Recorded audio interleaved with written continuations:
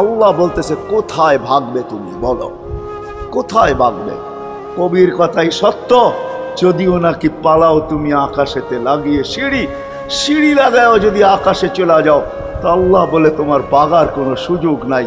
কেননা ইল্লা বি সুলতান, ওইখানেও আমার রাজত্ব, এইখানেও আমার রাজত্ব,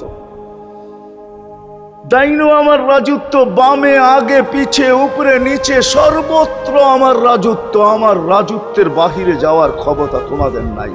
দ্বিতীয় কথা এটো, আইনা আনা মাআকুম আইনা মা কুনতুম, যেখানে যাবে ওইখানে আমি সঙ্গে থাকবো, আমাকে দূর করতে পারবে না। যদি করো তাহলে তুমি থাকবে না, তোমার অস্তিত্বই থাকবে না।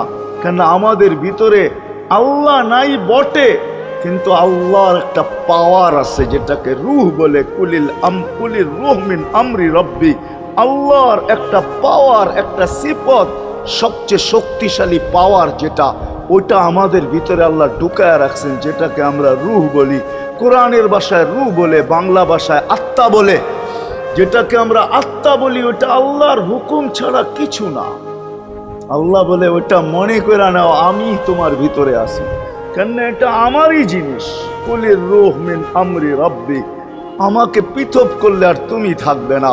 তখন তোমার চক্ষু থাকবে আইন লা তানজুর, তোমার চক্ষু থাকবে দেখবে না।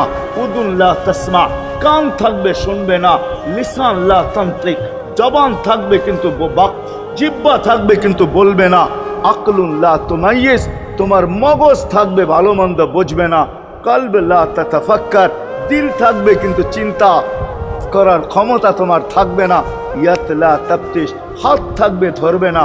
রিজল লা তামশি, পাও থাকবে চলবে না। তুমি হবে লাশ। ওই আল্লাহ পর্যন্ত যদি গ্রহণযোগ্যতায় পৌঁছাইতে হয়, ওইখান থেকে বাহির হয়ে গেছি। ভালো তো বাসি, কিন্তু আগেরটুকু জানি না। ও মেরে দোস্ত, শুধু ভালোবাসলে চলবে না। আবু তালেবের চেয়ে বড় ভালোবাসা আপনার আমার ছিল না। সাহাবাদের মতো ভালোবাসা আপনার আর আমার নাই। আছে নাকি? হ্যাঁ, আবু তালেবের মতো ভালোবাসা ছিল। চলেন শর্ট করি, আবু তালেবকে নিজের হাতে আল্লাহ রসুল কবরে রাখছে।